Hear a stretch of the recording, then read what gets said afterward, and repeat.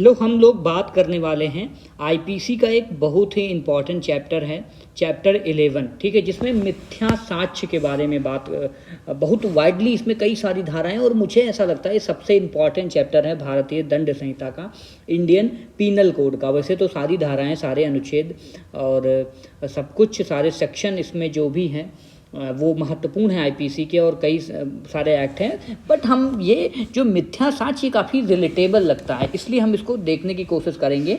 Article 192 से लेकर के 96 तक, और ये बहुत ही इम्पॉर्टेंट है। सबसे पहले आर्टिकल 192 हम लोग देखेंगे, जिसमें मिथ्या साक्ष्य गणना के बारे में बात करेंगे कि जो साक्ष्य है, जिसे हम जानते हैं कि मिथ्या मतलब झूठ, फरेब के द्वारा साक्ष्य या एविडेंस को बनाना। तो ये किसी प्रकार से, जैसे आपको पता होगा बचपन में क्या होता था, जब कोई बच्चे होते हैं, या हम लोगों के साथ भी ऐसा होता है, जब हम किसी की शार्पनर, पेन, पेंसिल ले लेते थे और वो व्यक्ति हमारे पास आता था, तो हम दूसरे की बैग में डाल देते थे ताकि हमें ना लगे कि हमने चोरी किया है, बल्कि दूसरा बच्चा है उसमें पकड़ा जाए। तो ये क्या है, यही है मिथ्या साक्ष्य करना। बहुत ही सिंपल टर्म में मैंने बताया। अब ये किसी पुस्तक या अभिलेख के द्वारा भी हो सकता है, कोई ऐसा कोई दस्तावेज बना ले, इलेक्ट्रॉनिक रूप में भी, खासकर मॉडर्न टाइम में इलेक्ट्रॉनिक अभिलेख भी बना दे हैं, और क्या करे, जो न्याय की कार्यवाही है, ठीक है, जो न्याय की कार्यवाही है उसमें इसको प्रयोग में लाए, या फिर जो लोक सेवक के समक्ष उसको प्रयोग में अगर लाता है, तब क्या होता है, ऐसी सिचुएशन में हम क्या कहते हैं कि मिथ्या साक्ष्य गढ़ा जा रहा है। इसमें दो तीन चीज़ें याद रखना है, जैसे पुस्तक या अभिलेख या इलेक्ट्रॉनिक रूप में, या फिर, और इसको यूज़ कहाँ करेगा, या तो न्याय की कार्यवाही में या तो लोक सेवक। अब लोक सेवक आईपीसी की धारा 21 में इसे परिभाषित किया गया है, ठीक है। तो या मध्यस्थ द्वारा विधि या मध्यस्थ के समक्ष विधि द्वारा की जाती है। तो मैं इसको बहुत ही पूरा वर्ड टू वर्ड नहीं जाऊंगा, क्योंकि अगर हिंदी में अगर आप आईपीसी की लैंग्वेज पकड़ेंगे तो बहुत टफ हो जाएगा, और इंग्लिश में मैं यहाँ यूज़ नहीं कर रहा हूँ। तो बस यही चीज़ें होती हैं। इसका जैसे एक एग्जाम्पल है कि कोई व्यक्ति का है, ठीक है, का एक बॉक्स में जो या का है, मतलब का या के बॉक्स में आभूषण रखता है कि वे उस बॉक्स में पाए जाएं। लेकिन देखो, बक्सा या का है, उसमें कुछ नहीं रखा, लेकिन का ने जानबूझकर उसमें कुछ चीज़ें रख दिया कि कोई सर्च ऑपरेशन हो तो वो पकड़ा जाए। तो ये क्या हो जाए, ताकि या चोरी के लिए दोष सिद्ध पाया जाए। तो ऐसी चीज़ों को क्या कहते हैं, चीज़ें डील होती हैं मिथ्या साक्ष्य गणना में। ऐसा इलेक्ट्रॉनिक रूप में भी हो सकता है, और ये सेक्शन 192 में डिस्कस किया गया है। इसमें केवल परिभाषा दी गई है, ठीक है। तो इसमें आपराधिक षड्यंत्र के लिए भी हो सकता है, ठीक है, कोई अपने दुकान में बही ऐसा बना ले, ठीक है, और उसको न्यायालय के सामने प्रस्तुत करे। तो ये सारी चीज़ें होती हैं। अब देखते हैं इसके लिए दंड क्या है। ये दंड का प्रावधान इसमें 193 जो सेक्शन है उसमें दिया गया है, और इसमें दंड अगर कोई न्यायिक कार्रवाई में इसे प्रयोग में लाता है तो उसके लिए 7 वर्ष तक की सजा है, ठीक है, और जुर्माना भी है अगर न्यायिक कार्रवाई में इसको कोई यूज़ में लाता है। अन्य किसी मामले में अगर यूज़ में लाता है तो 3 वर्ष तक की सजा और जुर्माने का प्राविधान है, ठीक है। तो ये आपको ध्यान में रखना है। इस डेफिनेशन 192 में है और दंड का प्राविधान 193 में है।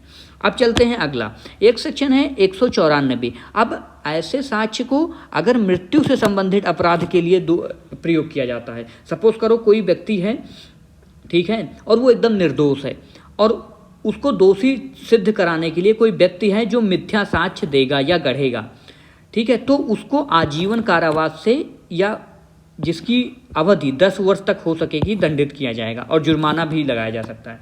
तो कोई किसी के जान के साथ अगर कोई खिलवाड़ करता है तो उसको कठिन सजा तो मिलनी ही चाहिए, और इसलिए ये प्राविधान भी है। तो ये प्राविधान है 194 में। लेकिन अगर मृत्यु दंड के इतर कोई है, जैसे सपोज करो आजीवन कारावास किसी को दिलवाने के लिए या उसे दोषी बनवाने के लिए कोई व्यक्ति मिथ्या साक्ष्य करता है, तो सपोज करो, अब चूंकि डकैती है ना, डकैती में आजीवन कारावास का क्या है, प्राविधान होता है। अब कोई व्यक्ति है किसी को डकैत बनवाना चाहता है मिथ्या साक्ष्य के द्वारा, उसको प्रूव कराना चाहता है कोर्ट के द्वारा, और ऐसा वो करना चाहता है, तो उसको भी वही पनिशमेंट मिलता है, ठीक है, वैसे ही पनिशमेंट दिए, वैसे ही दंडित किया जाएगा जैसे वह व्यक्ति दंडनीय होता है जो अपराध के लिए दोष सिद्ध होगा। यानी कि उसको भी डकैती का जो है जो पनिशमेंट है डकैती के लिए, उसको भी पनिशमेंट दिया जाएगा वही वाला।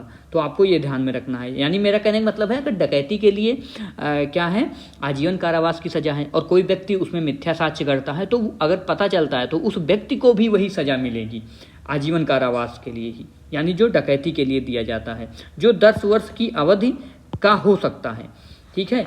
तो मतलब ये भी आपको ध्यान में रखना है। का न्यायालय के समक्ष इस आशय से मिथ्या साक्ष्य देता है कि एतद् द्वारा या डकैती के लिए दोष सिद्ध किया जाए। डकैती का जुर्माना सहित या रहित आजीवन कारावास, तो इसमें आपको ध्यान में रखने वाली बात है कि जो व्यक्ति डकैत प्रूव हो गया उसको जो पनिशमेंट मिली वही सेम पनिशमेंट इस व्यक्ति को भी मिलने चाहिए जो जिसने मिथ्या साक्ष्य गढ़ा है।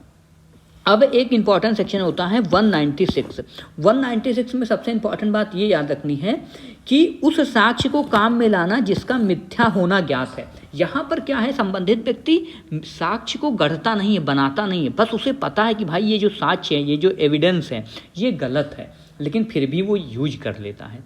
तो अगर वो यूज कर लिया तो वह ऐसे दंडित किया जाएगा मानो उसने मिथ्या साक्ष्य दिया या गढ़ा हो। यानी इसके लिए फिर अगेन जो है 193 सेक्शन यूज़ हो जाएगी अगर कोई व्यक्ति 196 है। मतलब भले ही आपको पता है कि अगर पता ही है कि पता होने से कि आपने ये मिथ्या साक्ष्य है, आपने बनाया हो चाहे ना बनाया हो, अगर आपको पता है या किसी व्यक्ति को पता है तो उसे वही पनिशमेंट मिलती है। सॉरी मैंने आप शब्द यूज़ किया, तो कोई ऐसे पंगे में ना पड़े तो ही सही रहता है। वह दंडित किया जाएगा मानो उसने मिथ्या साक्ष्य गढ़ा हो या दिया हो। तो 192 से लेकर के 196 तक की इम्पॉर्टेंट धाराएं हैं, ये हमने देखा है। फिर भी और कुछ इम्पॉर्टेंट सेक्शन है इसी चैप्टर में, आगे हम लोग देखेंगे। आई होप कुछ समझ में आया होगा। Stay blessed, stay safe, have a good day.